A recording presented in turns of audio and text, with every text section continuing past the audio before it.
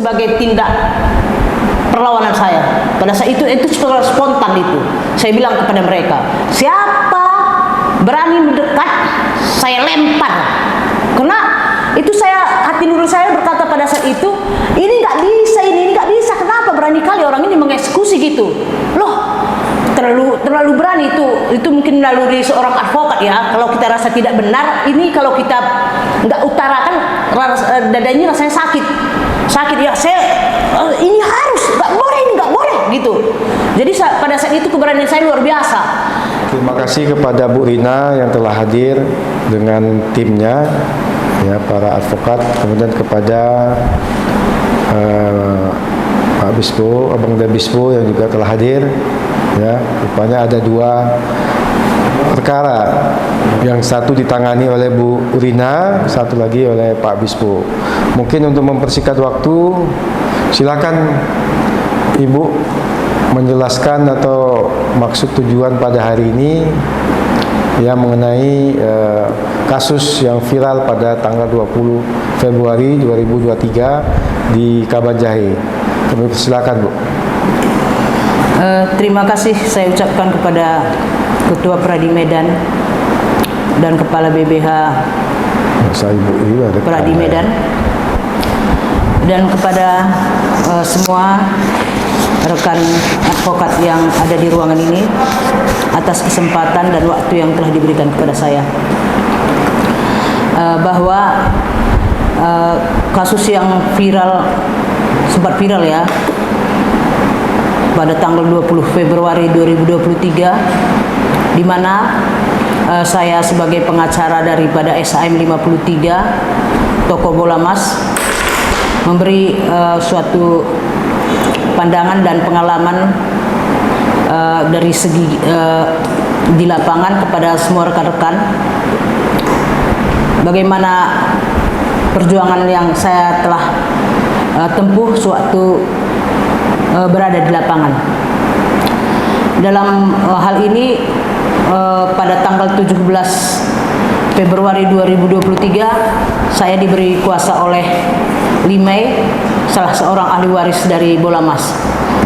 Dalam waktu 2 hari saya mempelajari berkas yang begitu banyak ya, bertumpuk-tumpuk, karena perkara yang melibatkan pihak lain yang terjadi tahun 1985, sejak 1985 udah puluhan tahun, harus saya pelajari terlebih dahulu. Karena mendengar informasi dari salah seorang rekan advokat bahwa SAM 53 dijadikan titik nol pada saat constatering. Akhirnya setelah mempelajari berkas yang begitu banyak ya, dalam waktu 2 hari, mungkin tidur saya pada saat itu hanya 1-2 jam lah, karena yang sama sekali saya belum tahu masalahnya, harus saya pelajari untuk mengetahui bagaimana kebenaran daripada kasus tersebut. Akhirnya setelah saya pelajari kasus-kasus yang begitu banyak, berkas-berkas yang begitu banyak, saya tidak menemukan bahwa SAM atas nama Leong Betty itu adalah atas nama Leong Betty sama sekali tidak ada di dalam pihak, baik pihak penggugat, pihak tergugat, dan pihak turut tergugat. Jadi saya bertanya pada saat itu, kok berani kali ya Pengadilan Negeri Kabanjahe menjadikan objek SAM 53 ini, pecahan 53 ya, pecahan 53 menjadi titik nol. Jadi SAM 53 ini dipecah menjadi 2, yaitu SHM 195 dan 196.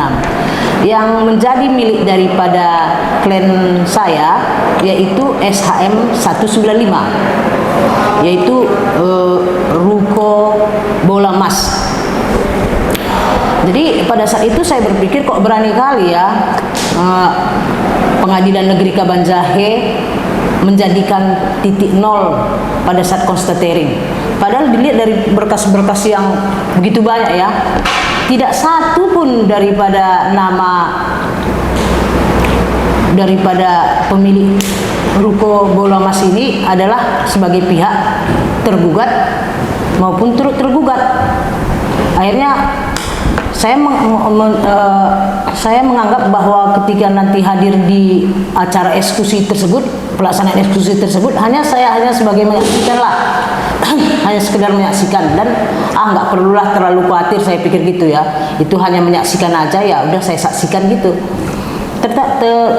Ternyata pada saat ini ya dibacakan penetapan itu, tidak ada disebutkan batas-batas daripada objek itu. Seharusnya kan kalau pelaksanaan eksekusi disebut tanah seluas berapa dengan batas-batas apa, harus diterangkan semua ya, jelas apa yang menjadi objek sengketa, objek yang dieksekusi. Jadi hal itu saya pertanyakan kepada jurusita pada saat itu, yaitu Petrus. Saya tanyakan, kebetulan dia didampingi juga oleh Pansek Kabanjahe ya, Pak Effendi ya, dan tim lah. Jadi saya tanyakan, sebelum dieksekusi tolong dulu dibacakanlah objek daripada sengketa tersebut. Ini kok kalian tidak bacakan itu objeknya yang mana, batas-batasnya di mana? Ini menurut catatan yang ada pada kami, saya bilang gitu, ini batas-batasnya begini, begini. Saya terangkan gitu, mereka tidak mau dengar. Langsung, ya udah laksanakan eksekusi. Jadi terjadilah kami perang mulut dan berkelahi lah pada saat itu ya.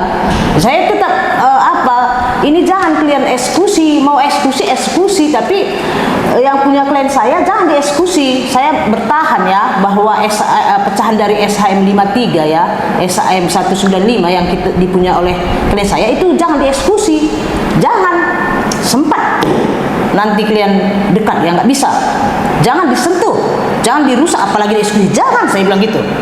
Jadi karena mungkin kami pada saat itu saling ngotot-ngotot dan tarik-tarikan, gimana lah udah ya, saya pun pada saat itu nggak bisa saya bayangkan sejauh ini ternyata perbuatan mereka. Kalau dari segi hukum udah terlalu berani saya lihat. Akhirnya mereka capek menghadapi saya, dimulailah eksekusinya dari SHM 54 yang selama ini telah berperkara antara Vina Sitanggang dan Sampit Tarigan. Jadi dimulailah dari SHM 54 itu. Setelah di eksekusi tersebut kami pikir ya mungkin mereka tidak lagi lah berani mengeksekusi pecahan dari SHM 53. Jadi kami duduk-duduk santai pada saat itu ya, sambil melihat perkembangan dan siapa kira-kira yang datang di lapangan gitu. Ternyata akhirnya datang jurusita Pengadilan Negeri Kabanjahe itu memanggil saya, tolong kosongkan barang-barang yang ada di rumah klienmu itu. Loh, kenapa kamu suruh mengosongkan barang-barang itu? Saya bilang, unmaning aja nggak ada. Gimana ini? Negara apa kita ini? Ini negara hukum atau negara barbar? Saya bilang, nggak ada unmaning, nggak ada surat apapun, kok tiba-tiba dieksekusi? Saya bilang, datang dia karena klienmu bukan pihak.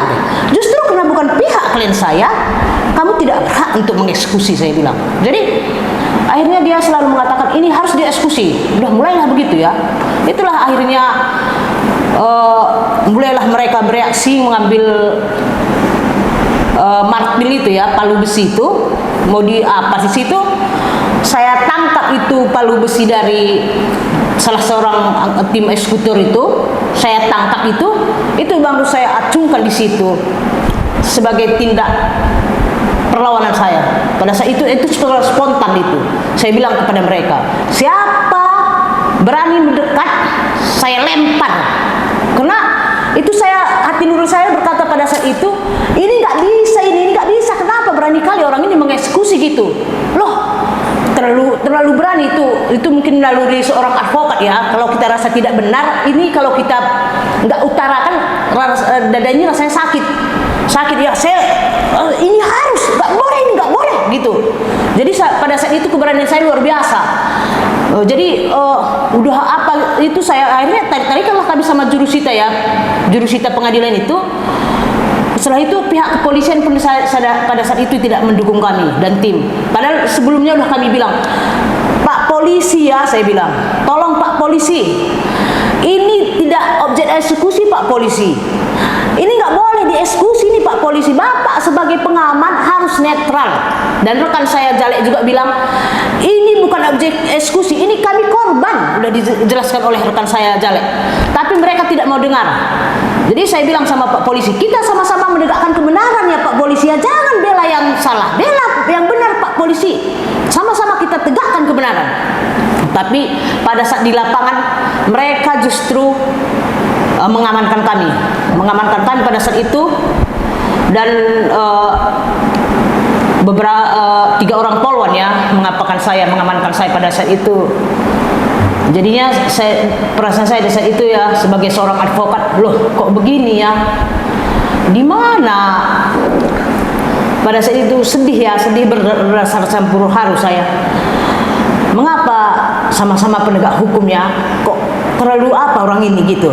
Padahal kita sebagai penegak hukum ya, polisi, jaksa, hakim, pengacara ya, kita kan termasuk penegak hukum juga ya, kita kan punya hak yang sama terhadap penegakan hukum di negara ini. Tapi kenapa pada saat itu pengacara disepelekan aja gitu. Jadi saya saat itu sedih sekali saya pada saat itu kan.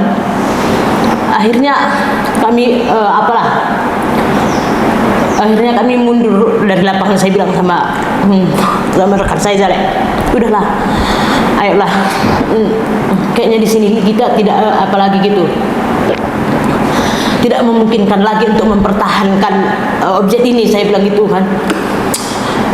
Saya akhirnya kami ke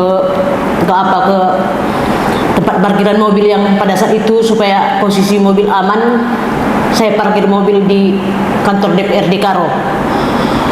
Akhirnya saya sempat juga saya nyetir sendiri ya. Kalau seandainya nanti kita gerak cepat lah, saya bilang saya nyetir sendiri juga ya, nggak usah kalian apa. Jadi kami punya tim 4 orang, kami bergerak ke Pengadilan Negeri Kabanjahe, dan kami menjumpai Ketua Pengadilan Negeri Kabanjahe. Saya minta jadi setelah itu saya menemui Ketua Pengadilan Negeri Kabanjahe ya. Saya bilang kepada Bapak itu, Pak, kita sama-sama tahu hukum ya Pak. Saya bilang, Bapak hakim, saya pengacara. Mengapa Bapak terlalu berani mengeksekusi yang bukan objek eksekusi? Saya bilang gitu. Bapak lihat ini.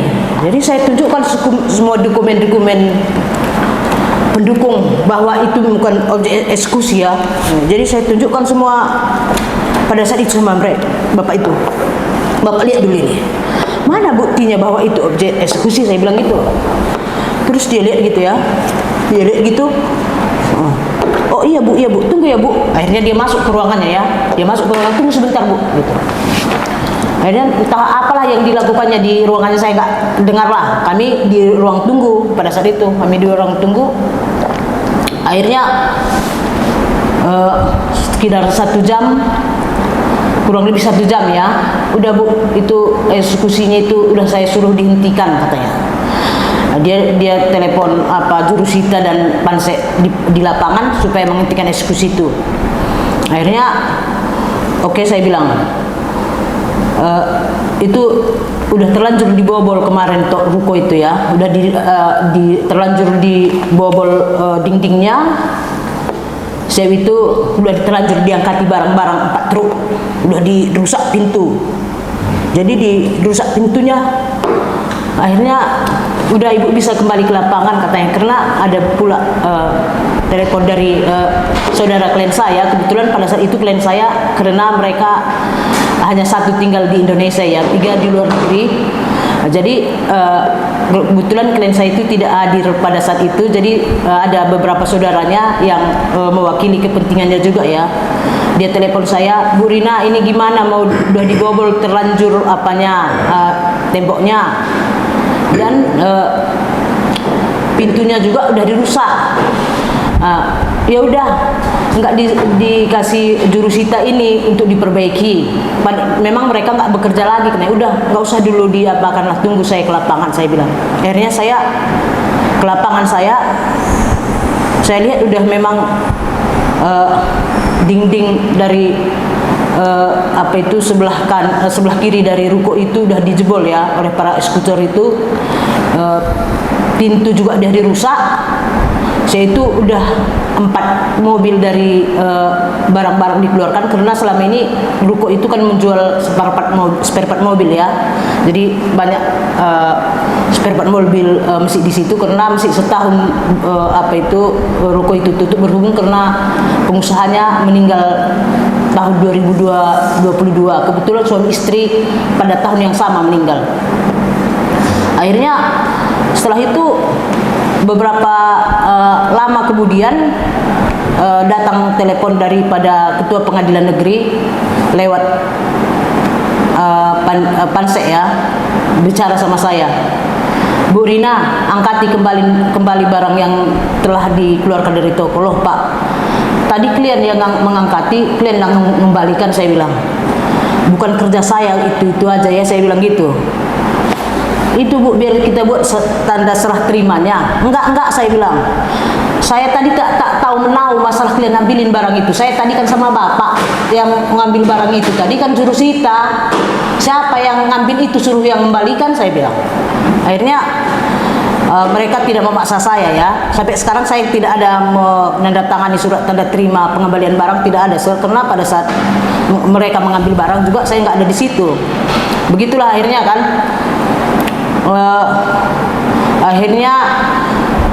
Sampai sekarang memang itu objek kita dalam posisi aman, dan satu hal yang menjadi tekad dan yang harus kita kebenaran itu sampai kapanpun tidak akan bisa dikalahkan oleh pembenaran. Jadi sebagai advokat ya, pembelajaran sama kita, kalau memang yang benar-benar memang betul ya, itu harus kita perjuangkan, dan kita perjuangkan. Jangan ada kata istilah menyerah dan takut kepada penegak hukum yang lain, karena kita sama-sama penegak hukum. Dan harapan saya ke depannya ya,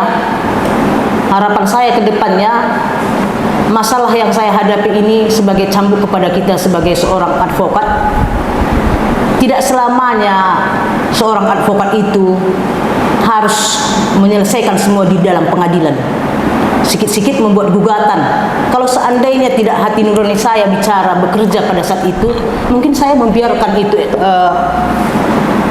ruko itu dieksekusi ya, dengan rata dengan tanah. Paling-paling saya buat gugatan ke pengadilan, minta uang sama klien. Saya bukan tipe-tipe seperti itu. Karena saya di lapangan itu saya perjuangkan, ini harus memang tidak bisa ini, tidak bisa. Jadi kita ketahui ya, semaksimal mungkin ya, kita semaksimal mungkin keadilan itu harus kita tegakkan. Jadi bagaimana harus menegakkan keadilan itu, saya rasa kita sebagai advokat adalah sebagai salah satu penggeraknya. Karena kalau kita lihat dari para penegak hukum ini ya, yang 3 saya lihat ya, hakim, jaksa, dan polisi ini, biasanya ini kita anggaplah dia saudara kandung kita, saudara tirinya ya. Jadi dalam hal apapun kita pasti selalu dianaktirikan. Jadi untuk kedepannya harapan saya supaya semua kita ini, pandangan kita semua para penegak hukum ini dihargai hak-hak kita sebagai advokat. Karena waktu pengalaman saya di lapangan itu, kayaknya walaupun saya udah banyak menjelaskan kepada mereka mengenai kebenaran, mereka tidak mau dengar. Mereka justru membackup juga pelaksanaan eksekusi itu. Jadi mereka memberi ruang seluas-luasnya para eksekutor dan mengamankan kami pada saat itu.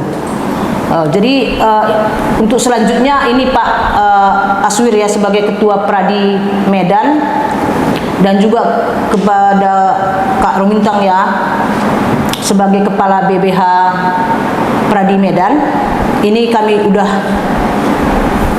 mengumpulkan semua berkas-berkas hubungan dengan kejadian-kejadian yang menyangkut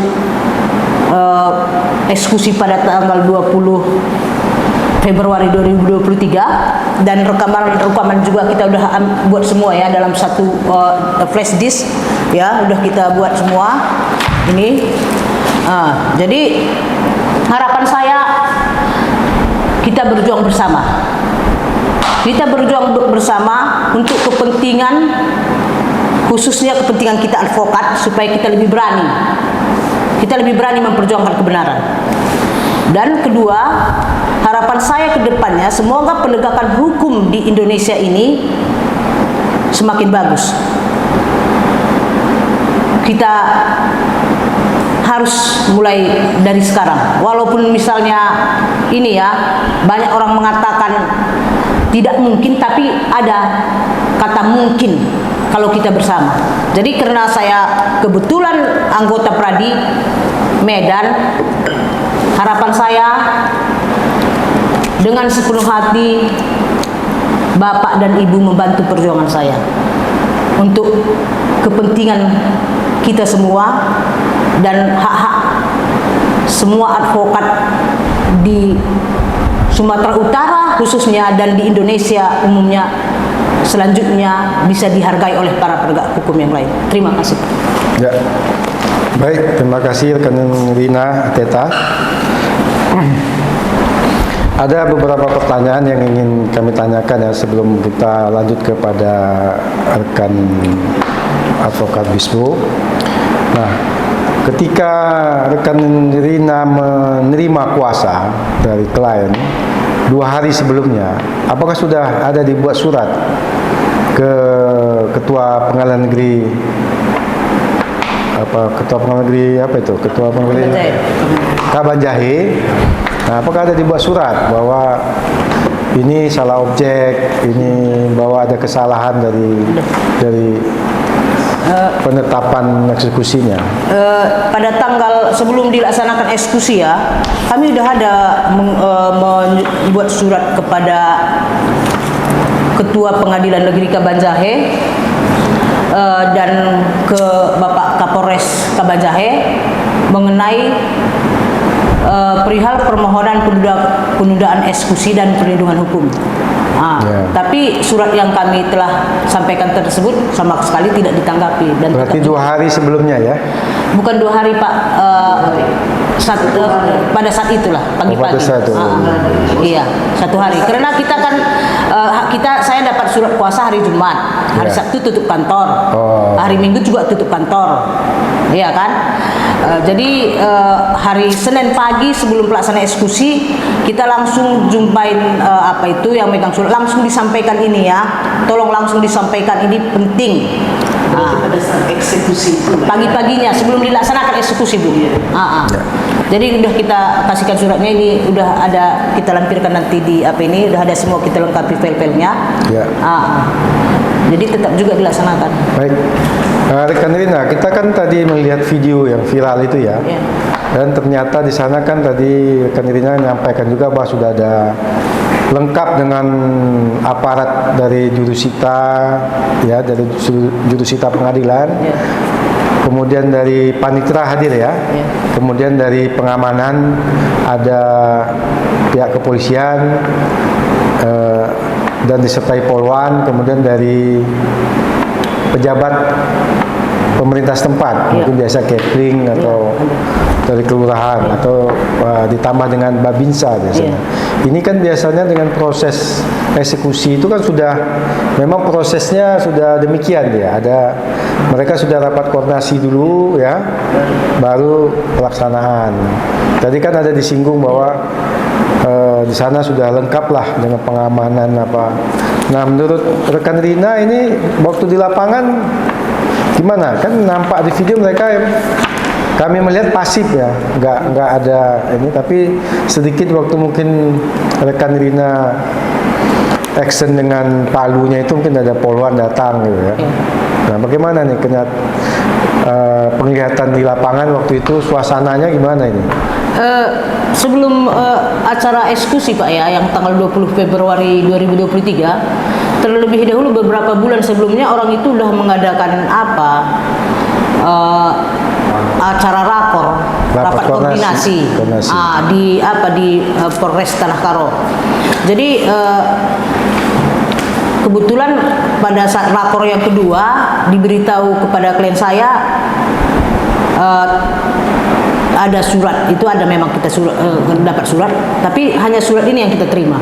Surat lapor yang kedua dari pihak kepolisian. Dari pihak kepolisian, ya. Jadi dari pengadilan itu tidak ada kita terima surat, selembar surat pun tidak ada. Ada ya. Jadi pada saat eksekusi itu saya tahu bahwa eksekusi pada tanggal 20 Februari itu saya telepon langsung kepada Kepling, kepada lurah setempat. Karena pada saat itu kan saya harus dapat informasi sebanyak-banyaknya bagaimana masalah ini. Karena waktu 2 hari itu ya, terus Sabtu libur, Minggu libur, Senin eksekusi. Jadi saya hubungi Bu Lurah itu, kebetulan perempuan itu ya, Bu Lurahnya, gimana, ada nggak eksekusi nanti tanggal 20 Februari? Saya bilang, iya Bu, ini dari siapa? Ini dari pengacara Bola Mas. Oh iya Bu, ada. Jadi kenapa waktu konstatering kemarin kalian buat titik nol, Kak, Ibu ada di situ? Aku nggak tahu sampai ke situ, katanya gitu. Jadi itu dibilangnya pokoknya ada eksekusi, tapi masalah apapun dia nggak tahu. Tapi waktu di lapangan itu ya, itu lengkap kok, lengkap semua itu. Itu dari dari pihak pengadilan, kepolisian sampai perangkat pemerintahan, lengkap semua hadir di situ. Lengkap semua. Mungkin ada beberapa, ada 2 enggak 3 ya. Kosong, saya kembali ke awal dulu sedikit ya. Kita menjelajahi tentang SHM yang 053 kan dipecah gitu ya. Iya, dan jadi 195 dan 196. Kalau 195 tidak ada berperkara, apakah memang SHM yang khusus sebelum terjadinya pemecahan itu ada sengketa dengan orang lain, sehingga dianggap itu sebenarnya 195 karena pecahan tidak ada menjadi objek itu? Apakah yang 053 itu induknya itu pernah enggak itu berperkara? Tidak pernah. Sama sekali tidak pernah. Jadi begini lagi satu ya, saya perkembangan. Ternyata kan waktu saya menghadap ketua pengadilan negeri, dia bilang sama saya, Ibu punya gambar tidak mengenai SHM 53? Jadi ada Pak. Itu kemarin induknya 1 dipecah menjadi 2, SHM 54 dan SHM 53. Iya. Jadi induknya itu ya. Jadi ini ada data kita dari Badan Pertanahan Nasional Kabupaten Karo mengenai pemecahan daripada induknya itu. Nah, jadi dipecah menjadi 2. Ada Ibu punya gambar? Ada. Jadi kebetulan karena data-data kita lengkap semua, sampai gambar-gambar pun ada ya, gambar-gambar apa itu. Dan ternyata pada saat mau pelaksana eksekusi ini, orang itu membuat gambar baru, tidak sesuai lagi dengan gambar dasarnya, udah berbeda. Ya, pertanyaan sedikit lagi. Baik, itu kan satu induk, 053 ke 054. Ya. Apakah ada sengketa? Karena sengketa 054 ada ya sebenarnya kan? Iya. Apakah induk daripada induk 053 054 itu nomor berapa? Satu induk dulu Bu. Iya, kan satu induk kan itu dipecah satu induk itu kan menjadi 053 dan 054. 053 dipecah menjadi 195 196. Iya. Yang saya tanyakan 053 dan 054 ini kan dalam satu induk SHM atau berbentuk apa ini dulu? Dulu kan mesti apa itu garapan atau pemberian pemerintah kepada pegawai. Jadi kita membeli dari yang punya sertifikat induk itu bukan sertifikat induk pertama ya. Jadi ceritanya itu kemarin kan yang ngurus SHM ini yang kebetulan bapak daripada Sampiteri kan ya, dari orang tua dari Tama Uminta. Berarti dan SK Gubernur lah dulu ya. SK Bupati. SK Bupati ya. Ini SK apa dia? Ini SHM 54 ya. Ini berdasarkan mereka ngebalin kemarin apa itu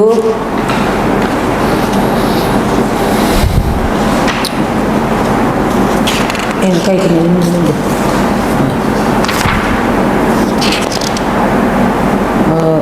Mereka memohon apa itu berdasarkan SK bupati lah, SK bupati. Bupati. SK bupati. SK bupati. Karena kebetulan pegawai negeri ya yang pemilik apa itu.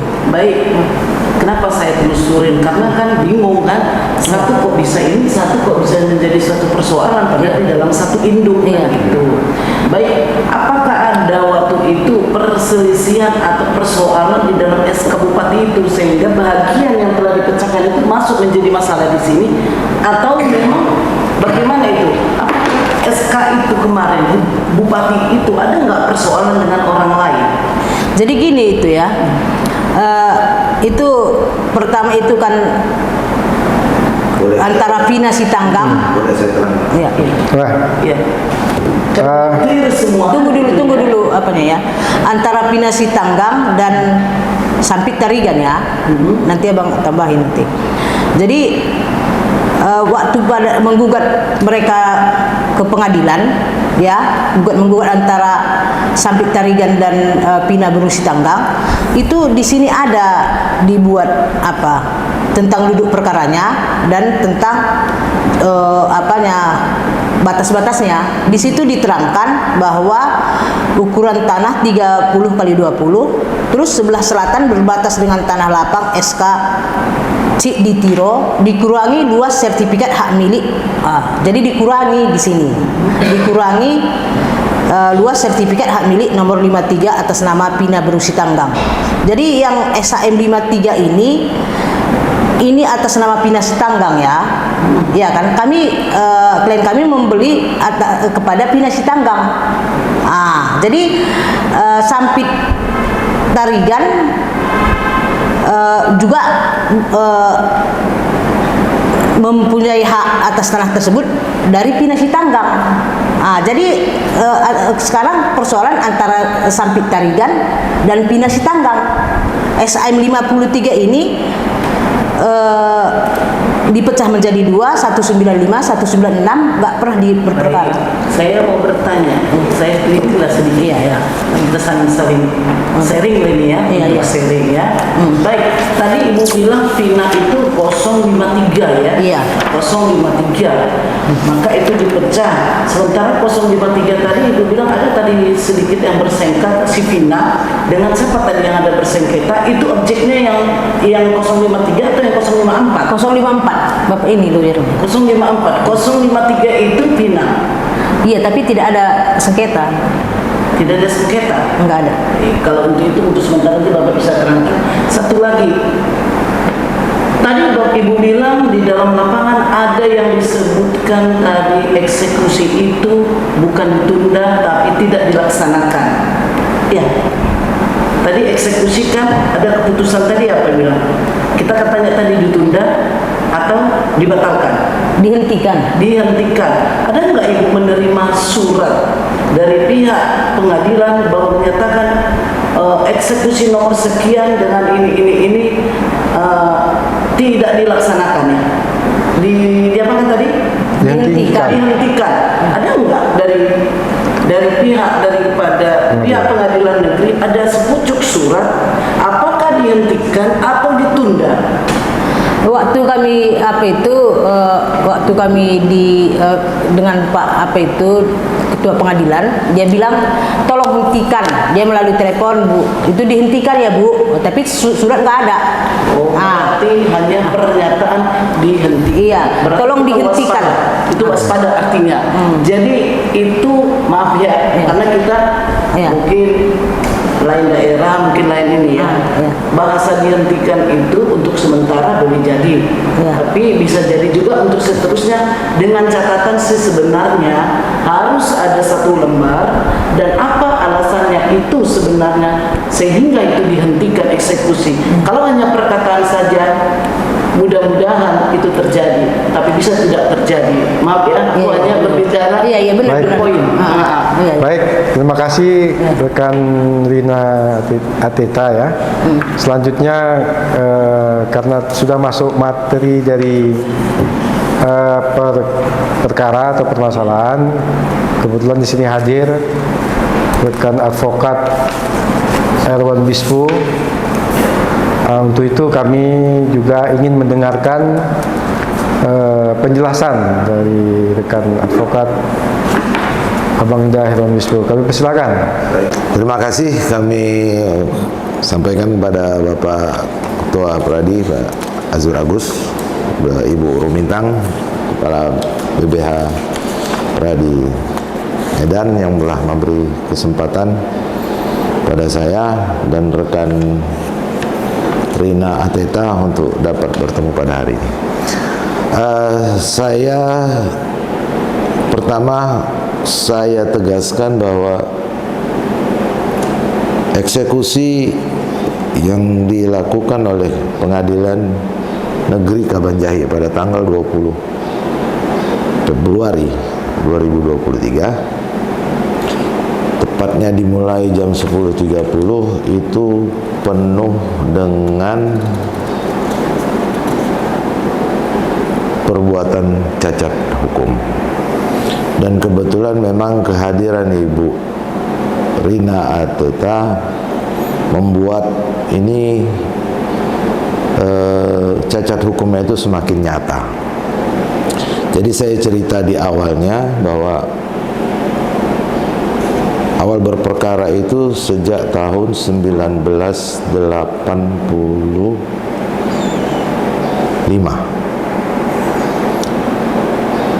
Permasalahan awalnya adalah ketika itu objek yang dieksekusi itu merupakan tempat tinggal orang tua klien kita bernama TBMA Pandapotan Damanik, yang memang sejak tahun 26 tinggal di rumah itu. Tanah yang dikuasainya adalah 20 kali 30. Ketika kebetulan pekerjaan Pak TBMA Pandapotan Damanik ini juga di pemerintahan Kabupaten Karo, sehingga tanah itu yang merupakan tanah pemerintah diberikan dia surat untuk menetapi tanah tersebut, dan akhirnya diberi juga SK untuk memiliki. Ketika tahun 81 kalau tidak salah, itu mulai ada pada saat itu kepala agraria, dinas kepala agraria pada saat itu bernama Sampit Tarigan, itu mendatangi Ibu Pina Borus Tanggang, istri dari almarhum Pandapotan Damanik. Tujuannya adalah untuk membeli tanah terperkara dengan alasan bahwa ada surat keputusan, ada SK Bupati yang menyatakan bahwa semua rumah yang di pinggir jalan besar, jalan perkotaan itu Pala Bangun, harus berupa rumah ruko. Jadi awalnya dari situ, sehingga timbullah, kalau versi klien kita, yang dimohonkan oleh orang tuanya adalah untuk sertifikat ke atas nama TBMA Pandapotan Damanik. Karena sudah meninggal, mau dilanjutkan ke Ibu Pina Sitanggang dan ahli waris. Ternyata yang terjadi adalah surat jual beli antara Pina Sitanggang dengan Sampit Tarigan melalui surat kuasa yang dibuat di hadapan notaris Tambunan, Medan. Semenjak itulah terjadi permasalahan, keributan, ketika diketahui bahwa ternyata muncul sertifikat 54, muncul sertifikat 53, 54 atas nama Sampit Tarigan, 53 atas nama Pina Sitanggang. Di 54 itu karena atas nama Sampit Tarigan, ini yang menjadi permasalahan. Permasalahannya adalah keluarga atau klien kita pada saat itu tidak pernah merasa menjual tanah ini kepada siapapun, tapi mengurus sertifikat ya. Ada gugatan yang dilakukan oleh Ibu Pina Sitanggang sendiri pada itu tahun 80-an. Keputusannya adalah NO. Kemudian tahun 84 Sampit Tarigan menggugat Ibu Pina Sitanggang. Keputusannya adalah supaya menyatakan bahwa tanah itu milik Sampit Tarigan dan memerintahkan pada Ibu Pina Sitanggang untuk mengosongkan rumah.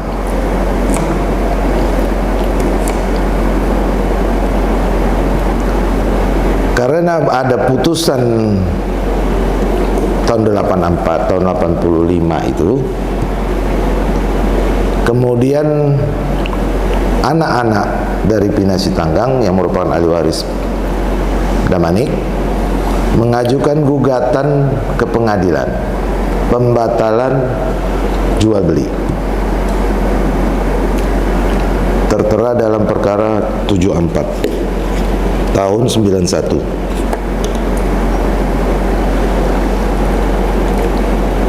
Pada tahun yang sama Sampit Tarigan juga melakukan permohonan eksekusi. Tapi karena sedang ada dalam perkara dan sudah diletakkan sita jaminan, eksekusinya ditunda oleh pengadilan tinggi. Sampai akhirnya perkara ahli waris berkekuatan hukum tetap dengan putusan bahwa surat kuasa jual beli antara Ibu Pina Sitanggang dan Sampit Tarigan dibatalkan, dan semua perbuatan yang mengatasnamakan surat kuasa dibatalkan. Kemudian Ibu Sampit Tarigan ternyata setelah menang tahun 84 itu langsung menjual tanah yang katanya SHM 54 itu menjadi pecah 3 SHM 60, 61, 68 atas nama orang lain.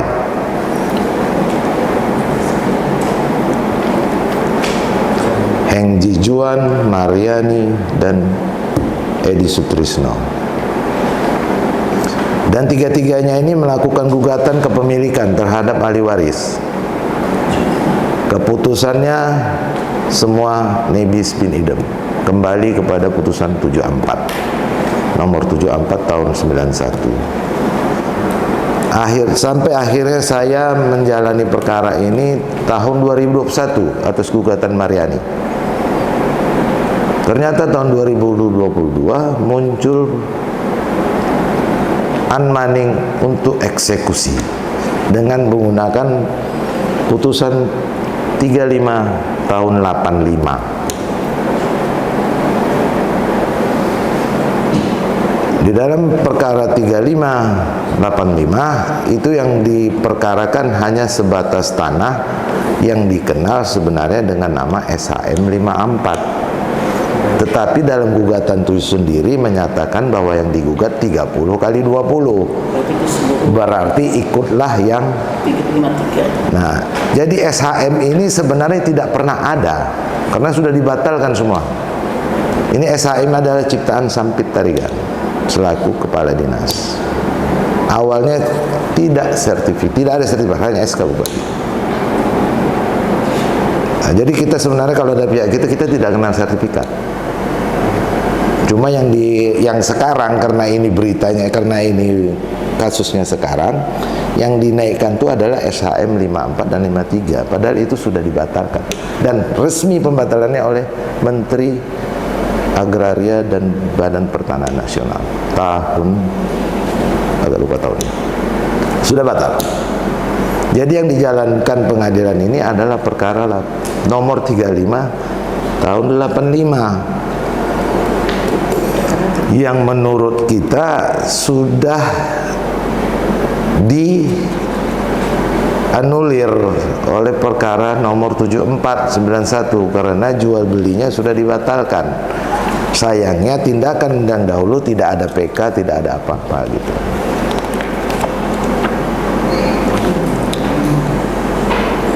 Itu jadi permasalahan. Jadi permasalahannya ketika mereka mau eksekusi, sebenarnya saya sudah ingatkan kepada, awalnya begini, ketika unmanning saya tidak bawa surat kuasa, saya datang aja pengadilan. Pak Ketua, Bapak mengunmanning orang meninggal. Bapak mengundang Nyonya Pina Berustanggang untuk tunduk melaksanakan eksekusi. Dia sudah meninggal, Pak. Saya buktikan dengan surat kematian dan pemberitaan di koran. Ternyata di akhir pembicaraan saya, kalau gitu inilah unmanningnya lah Pak ya. Karena memang pada tanggal yang bersamaan saya datang. Unmanning. Kalau Bapak unmanning ini, saya ingatkan Pak, perkara ini ada 2 perkara. Tolong dipertimbangkan. Bapak punya data-datanya, nanti saya lengkapi karena saya tidak kesini. Saya mau menjalankan aja bahwa Bapak mengundang orang mati. Untuk unmanning. Udah. Nah semenjak itu terus bergulir lah ini berjalan. Ada konstatering, ketika konstatering saya lihat, kenapa ya? Kok sampai sana? Kok bola emas? Semua nih Pak, katanya. Suka, terserah kalian lah. Karena yang sana udah dijual ini oleh Pina Sitanggang udah jual kepada, dan ini tidak pernah berperkara bola emas. Saya memang tidak pernah tersangkut perkara apapun. Makanya saya hubungi yang punya bola emas supaya dia menghadirkan pengacaranya karena posisi rumahnya sedang dalam keadaan bahaya. Akhirnya muncul, dipercayakan kepada, kebetulan super juga pengacara rekan kita ini. Saya rasa itu dulu sementara. Ini sebagai tambahan ya. Ini kemarin kan seperti yang dibilang Pak Bispo ya. Dalam putusan perkara 35 itu sudah dijelaskan kemarin. Putusan perkara 35 PDTG 1985 PNKBJ ya, itu sudah dijelaskan dikurangi luas tanah sertifikat hak milik nomor 53 atas nama Pina Berustanggang, ya kan? Lanjut ke putusan nomor 74 ya. Itu sudah dijelaskan juga. Jadi luas daripada tanah peninggalan suami tergugat itu kira-kira 30 kali 20 meter sebagaimana dimaksud dalam gugatan, tetapi dari sebagian tanah itu telah dijual kepada orang lain. Yaitu di putusan ini ya, seluas 18 kali 4,5 meter.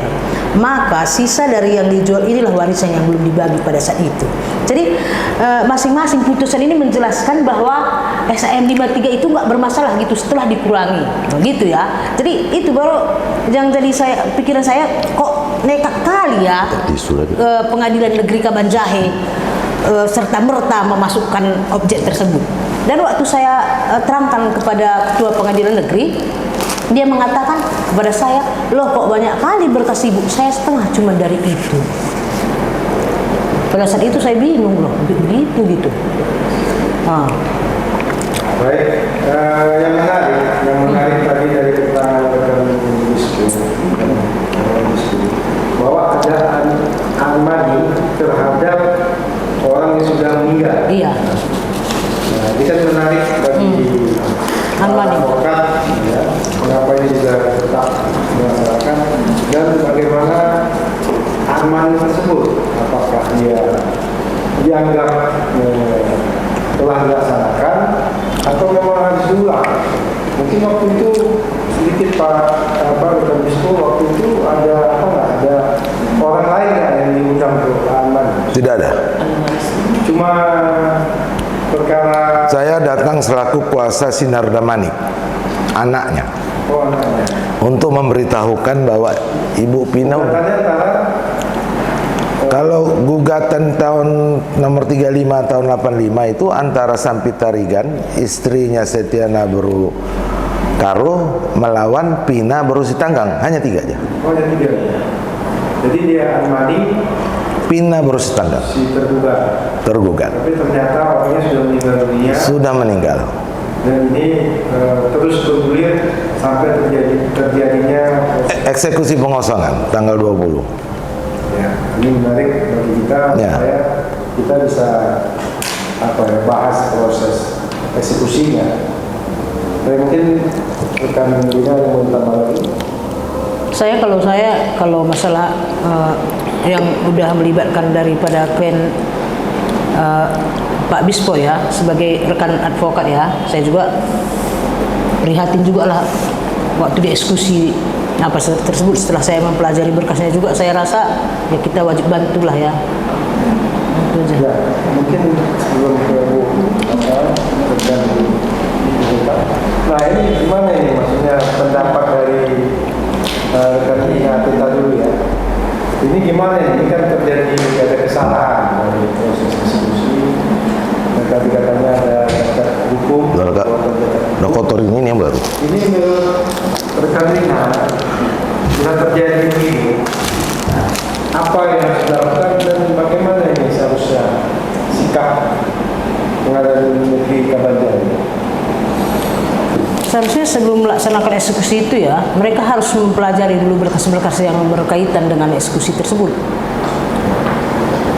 Sebelum mengeluarkan penetapan, Ketua Pengadilan Negeri harus mempelajari semua berkas-berkas yang sehubungan dengan hal-hal yang dilaksanakan pada saat eksekusi. Karena kalau pelaksanaan eksekusi itu kan dibuat berdasarkan putusan-putusan ya. Ini kan kita lihat putusan ini udah banyak kali perkara ini mulai 1985 menggugat antara Sampit Tarigan dengan Pina Sitanggang, dengan ahli waris Pina Sitanggang, dengan pihak-pihak lain. Jadi banyak kali ya. Jadi harusnya sebagai seorang ketua pengadilan negeri ya harus mempelajari terlebih dahulu lah sebelum mengeluarkan penetapan dan mengacu kepada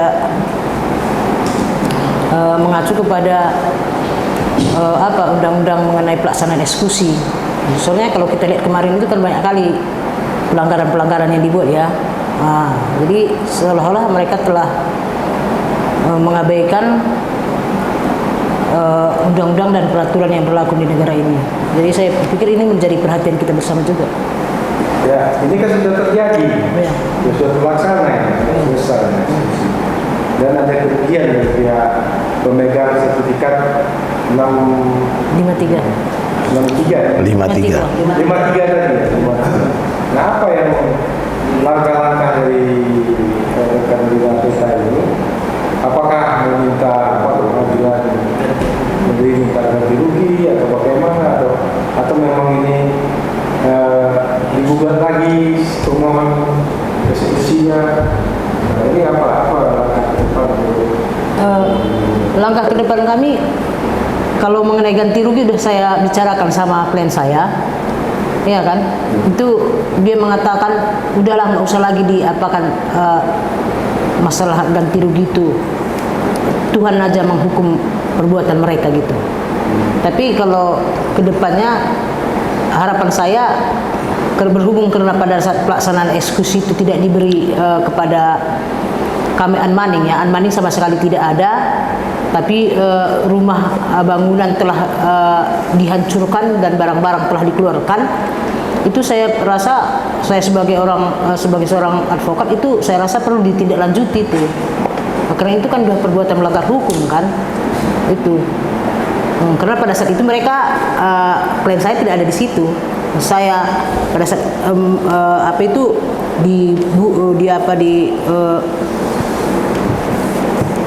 dihancurkan tembok itu sebelah kiri itu ya dengan palu besi itu dan dikeluarkan barang-barang itu. Ya kebetulan kan kami ada di situ ya, sudah diberi kuasa. Jadi harapan saya itu ditindaklanjuti lah. Karena itu kan sudah melanggar undang-undang ya, tanpa ada unmanning sudah dan melanggar undang-undang peraturan eksekusi ya. Peraturan pelaksanaan eksekusi sudah melanggar. Ya, mungkin kepada Pak Bispo kira-kira apa yang sama dengan yang tadi kan sudah terjadi. Ya. Nah, apa kira-kira langkah untuk mau dibuat sebagai Terima kasih. Sebelum pelaksanaan eksekusi, saya juga sudah mengajukan perlawanan. Perlawanannya tanggal 30 Januari 2023. Pelaksanaan eksekusi tanggal 20 Februari 2003. Saya dari awal sudah membuat surat Saya rasa ada sampai 6 kali lebih. Baik itu ke Badan Pengawas, Mahkamah Agung, non yudisial, yudisial, Pengadilan Tinggi. Saya hanya melihat di sini bahwa Pengadilan Tinggi tidak mengambil perannya, karena dari surat yang sampai ke kantor kita tidak ada satupun pendapat atau pandangan atas jawaban atas surat-surat yang kita sampaikan. Sementara dari Pengadilan Negeri Kabanjahe menjelaskan bahwa pelaksanaan eksekusi itu bisa dilakukan karena karena di atas tanah itu sedang tidak ada sertifikat. Hanya itu alasan dari ketua pengadilan. Alasannya. Jadi kami masih tetap berjuang. Mungkin seperti ini, perlawanan tetap kita jalankan. Kemarin pada tanggal 2 Maret baru sidang pertama. Nanti rencananya tanggal 20 Maret pertemuan mediasi. Perlawanan tetap kita lanjutkan karena kita masih belum, karena sampai hari ini juga saya bertanya kepada Pengadilan Kabanjahe apakah mereka sudah selesai atau belum, mereka tidak menjawab. Malah siang ini yang saya terima SMS dari bidang perdatanya, nanti saya minta petunjuk pimpinan dulu Pak sebelumnya. Jadi karena belum juga ada, saya masih sifatnya menunggu ini sudah selesai atau belum. Kalau sudah selesai, biar saya tahu kemana arahnya. Kalau belum, saya juga bingung mau ngapain sekarang ini. Sedangkan objek sudah hancur, sudah rata. dihancurkan. Udah. Objek sudah Itu dihancur. kan menimbulkan kerugian juga, Pak. Banyak, Pak. Harga diri lebih tinggi di situ daripada materi. Baik, mungkin tema kita sangat menarik ya, karena ini kan terkait dengan proses eksekusi sebelum dan sesudah. Nah, mungkin kalau lancar, tidak ada masalah, tidak ada perbuatan cacat hukum, tidak terjadi permasalahan.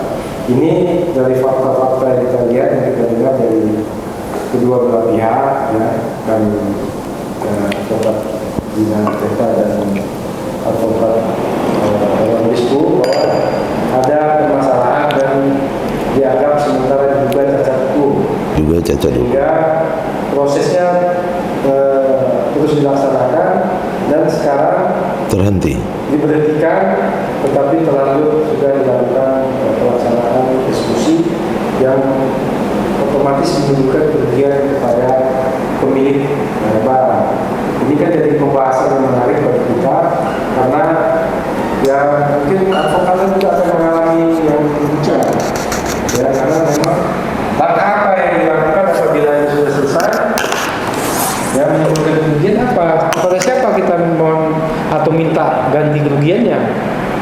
Tadi Klien Bina Teta menyatakan ya udah, kita tidak akan menuntut lagi kerugiannya. Ya menurut itu keterangan Ya, saya. tapi kan pasti ada suatu saat orang akan menanyakan itu, kemana ini kita akan. Seharusnya beritahu Ya. ke klien bahwa masih ada proses hukum yang harus dilaksanakan. Itu maksud saya lebih gini, proses hukum itu masalah pelaksanaan eksekusi aja. Saya sebagai advokat, pelaksanaannya Anman ini. Sudah dihancurkan, barang-barang sudah dikeluarkan. Kita kan berkoordinasi kemarin katanya tidak usah lagi. Nah, saya pikir ini juga pembahasan kita bisa bahas secara mendalam, karena ini kan bisa menjadi masukan kita kepada penyusunan rancangan kitab atau undang-undang hukum acara perdata yang baru nantinya. Ini kan jadi masukan ini kan, jadi secara nasional kita boleh memberi masukan ini karena memang sebelumnya kan banyak ketua pengadilan negeri ya khususnya di Medan dan Sumatera Utara ini yang agak enggan dia melaksanakan eksekusi itu karena perkiraannya ini. Jadi ada beberapa ketua pengadilan memang dianggapnya ini masalah nggak rumit kita laksanakan gitu kan. Tapi kalau ketemu yang seperti yang di Kabanjari ini menjadi rumit kan.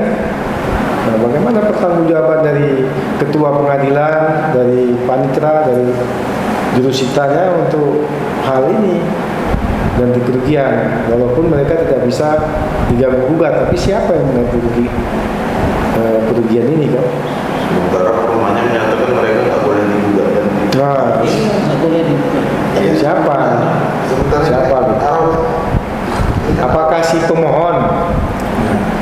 Nah, si pemohon yang harus digugat untuk mengganti kerugian terhadap proses eksekusi ini.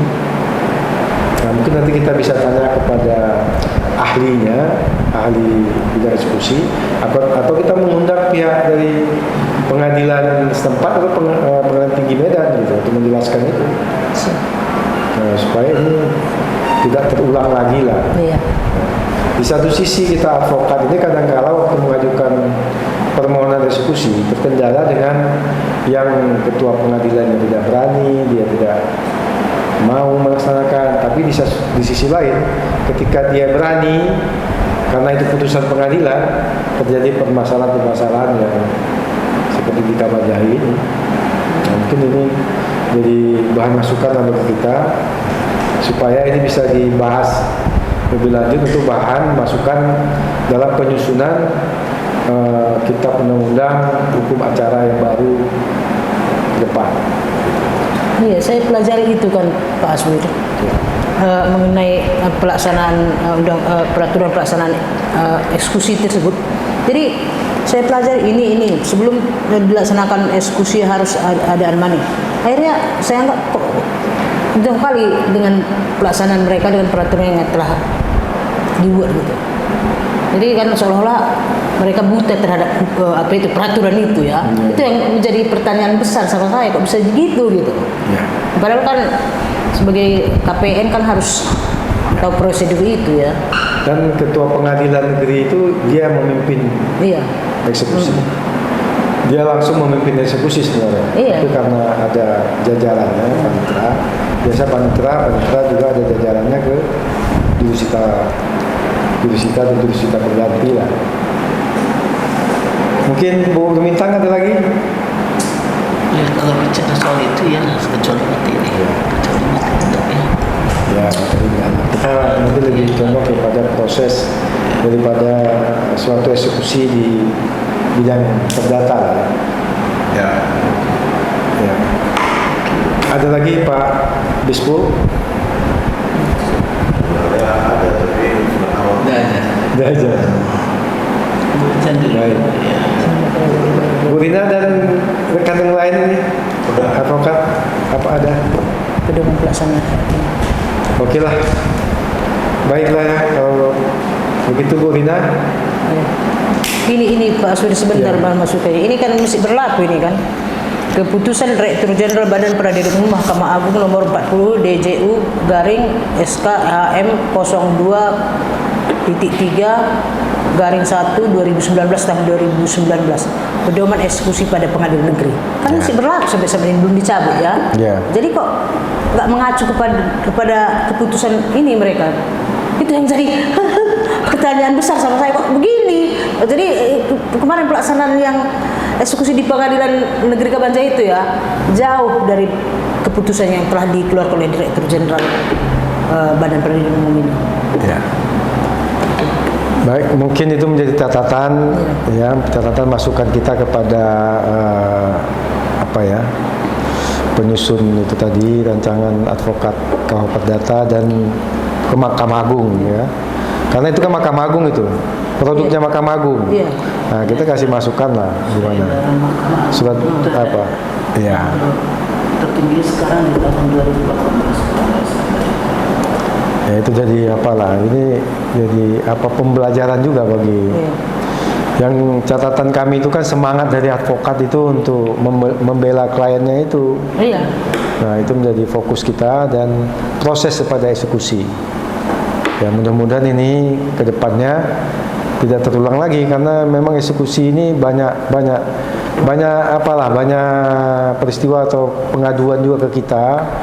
Ya mungkin bagi advokat muda ini merupakan suatu pembelajaran dia dalam mendampingi atau mewakilkan kliennya dalam proses eksekusi ini dari tahap permohonan ya unmaning sampai tahap sita atau kemudian tahap pelaksanaan. Mungkin demikian ya rekan-rekan sekalian, pertemuan kita hari ini cukup baik. Kami berterima kasih karena kami mendapat juga masukan ya dan menjadi bahan diskusi kita pada hari ini. Semoga beginilah kita harapkan. Ada kejadian anggota datang, kita diskusikan ya. Nah, kita akan memberikan nanti masukan-masukan ke pihak-pihak terkait ya, terutama dalam ini Mahkamah Agung dan tim penyusunan kitab undang-undang hukum acara perdata yang baru. Mungkin demikian rekan Rina dan rekan kawan dan rekan Bispo, Abang Bispo dan timnya. Baik demikian ya kita selesaikan karena waktu pertemuan kita ini ya. Terima kasih. Mungkin wassalamualaikum warahmatullahi wabarakatuh. Selamat siang, salam sejahtera bagi kita semua.